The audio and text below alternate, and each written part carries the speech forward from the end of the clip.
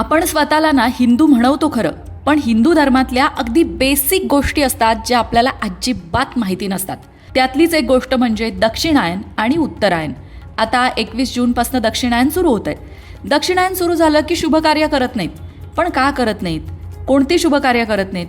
सगळ्यात महत्त्वाचं म्हणजे दक्षिणायन म्हणजे नक्की काय, उत्तरायण म्हणजे काय, दक्षिणायन लागलंय म्हणजे आता काय घडणार आहे, या सगळ्या प्रश्नांची उत्तरं या एकाच व्हिडिओत अगदी थोडक्यात आणि मुद्देसूद देण्याचा प्रयत्न करणार आहे. तेव्हा व्हिडिओ शेवटपर्यंत नक्की ऐका.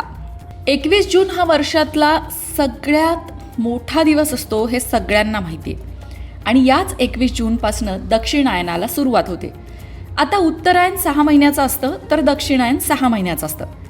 पण मुळात हे उत्तरायण आणि दक्षिणायन कशामुळे लागतं बाबा, हा बेसिक प्रश्न झाला. याचं बेसिक उत्तर असं आहे की पृथ्वी 365 दिवसात सूर्याभोवती एक प्रदक्षिणा पूर्ण करते, बरोबर. 6 महिने पृथ्वी उत्तर ध्रुवाकडे कललेली असते आणि 6 महिने पृथ्वी दक्षिण ध्रुवाकडे कललेली असते. सूर्याची उगवण्याची स्थिती जी आहे ना, ती दिवसेंदिवस दक्षिणेकडे झुकण्याच्या क्रियेला दक्षिणायन म्हणतात.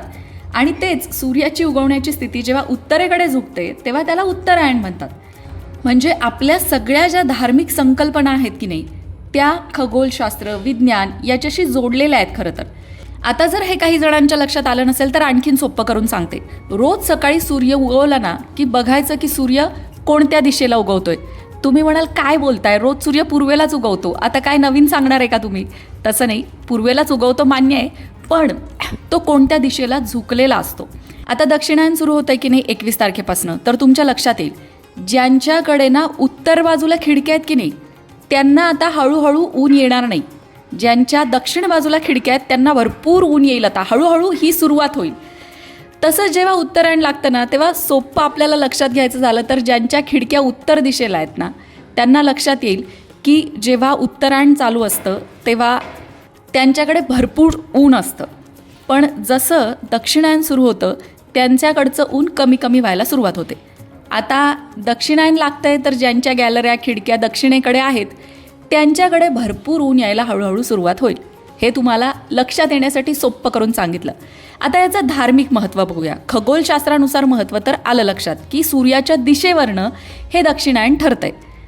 उत्तरायण 6 महिने तर दक्षिणायन सुद्धा 6 महिने असतं. या दरम्यान 6 ऋतूंची 3-3 भागात विभागणी असते. शिशिर, वसंत, ग्रीष्म हे 3 ऋतू उत्तरायणामध्ये येतात, तर वर्षा, शरद, हेमंत हे दक्षिणायनामध्ये येतात. आता बोलूया दक्षिणायनामध्ये नक्की काय घडतं, कारण 21 जूनपासून दक्षिणायन सुरू होतंय. दक्षिणायन हे नकारात्मकतेचं तर उत्तरायण हे सकारात्मकतेचं प्रतीक मानलं जातं. उत्तरायणाच्या काळात सण उत्सव साजरे केले जातात तर दक्षिणायनाच्या काळात व्रतवैकल्य केली जातात. म्हणून तर चातुर्मास जो आहे ना तो दक्षिणायनामध्ये येतो, कारण चातुर्मासामध्ये सगळी व्रतवैकल्य असतात. श्रावण असतो, त्याच्यानंतर गणपती येतात, त्यानंतर घटस्थापना होते, सगळी उपासना साधना ही सगळी दक्षिणायनाच्या काळामध्ये केली जातात. दक्षिणायन काळामध्ये देवशयनी एकादशी सुद्धा येते, आषाढी एकादशी.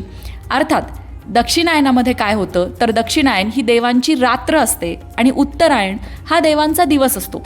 दक्षिणायनामध्ये देव झोपलेले असतात असं मानलं जातं. त्यामुळे कुठलीही शुभ कार्य, लग्न, मुंजी, डोहाळे जेवण, त्याचबरोबर गृहप्रवेश, वास्तुशांती अशी कुठलीही शुभकार्य या दक्षिणायनामध्ये केली जात नाहीत. हो, पण पितरांची सेवा मात्र या काळात केली जाते. हे पितरांचे दिवस मानले जातात, म्हणून तर दक्षिणायनामध्येच पितृपंधरवडा सुद्धा येतो. आता तुम्ही म्हणाल की 21 जूनपासून सुरू होतोय दक्षिणायन, हे मान्य, पण मग दक्षिणायन कधी संपतं आणि उत्तरायण कधी सुरू होतं? तर सूर्य जेव्हा मकर राशीत प्रवेश करतो, अर्थात मकर संक्रांतीपासून उत्तरायणाची सुरुवात होते. या काळात सूर्याचं उत्तर दिशेकडे गमन होत असल्यामुळे साधारणतः जानेवारी ते जुलै हा उत्तरायणाचा कालावधी मानला जातो. आता याबाबत पौराणिक काय संदर्भ आहेत बरं, तर मगाशी म्हटलं तसं उत्तरायण म्हणजे देवांचा दिवस, दक्षिणायन म्हणजे देवांची रात्र. या बाबतीत महाभारतात सुद्धा एक प्रसंग आहे.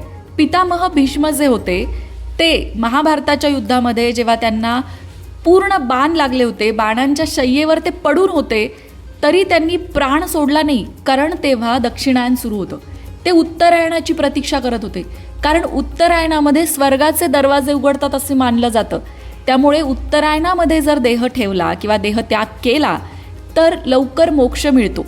म्हणून पितामह भीष्म बाणांच्या शय्येवर होते, बाणांवर पडून होते, तरी सुद्धा त्यांनी स्वतःचा प्राण सोडला नाही. उत्तरायण लागण्याची प्रतीक्षा करत राहिले आणि उत्तरायण लागल्यावरच त्यांनी प्राण सोडला.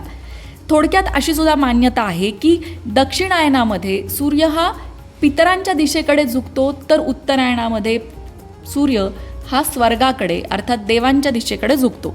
ही श्रद्धा आहे आणि त्याला मी तुम्हाला पौराणिक संदर्भ सुद्धा सांगितला. भगवद्गीतेच्या 8व्या अध्यायामध्ये सुद्धा भगवान श्रीकृष्ण अर्जुनाला सांगतात की प्रकाश मार्गाने जाणारे योगी पुनर्जन्मापासून मुक्त होतात आणि हा जो प्रकाश मार्ग आहे तो उत्तरायणाला मानला गेलेला आहे. त्यामुळे उत्तरायणाचा काळ शुभ असतो. आता जो दक्षिणायन लागतंय त्या दक्षिणायनाचा जो काळ आहे त्याचा पितरांशी संबंध आहे. त्यामुळे या काळामध्ये श्राद्ध, तर्पण, पितृपूजन वगैरे केलं जातं. जसं पितृपंधरवडाच दक्षिणायनामध्ये येतो. धर्मग्रंथानुसार दक्षिणायन हा देवांचा विश्रांतीचा अर्थात रात्रकाल असतो.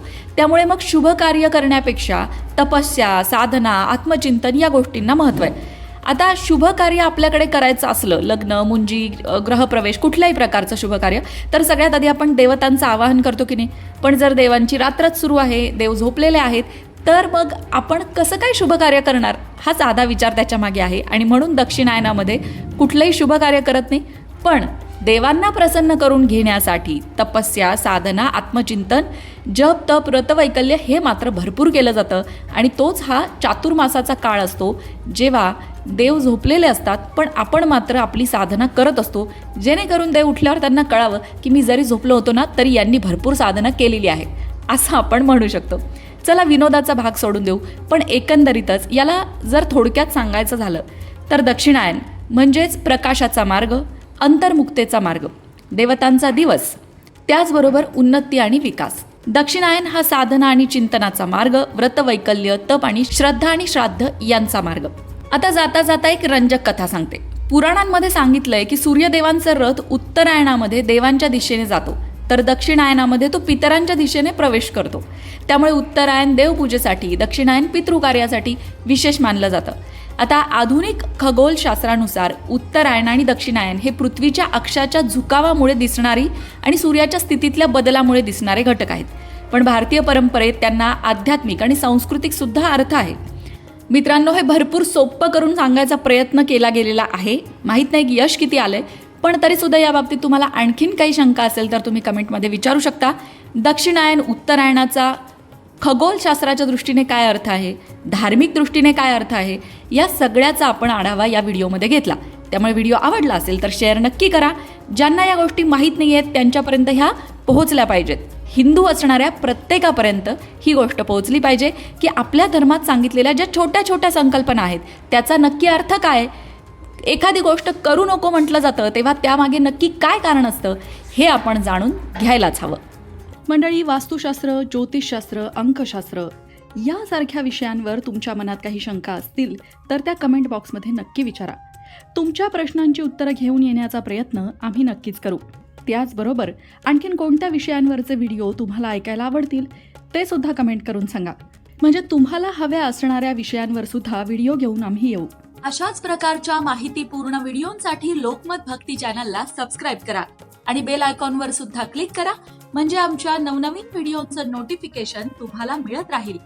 तसंच योग्य आध्यात्मिक मार्गदर्शनासाठी लोकमत भक्तीच्या फेसबुक पेजला फॉलो करायला विसरू नका.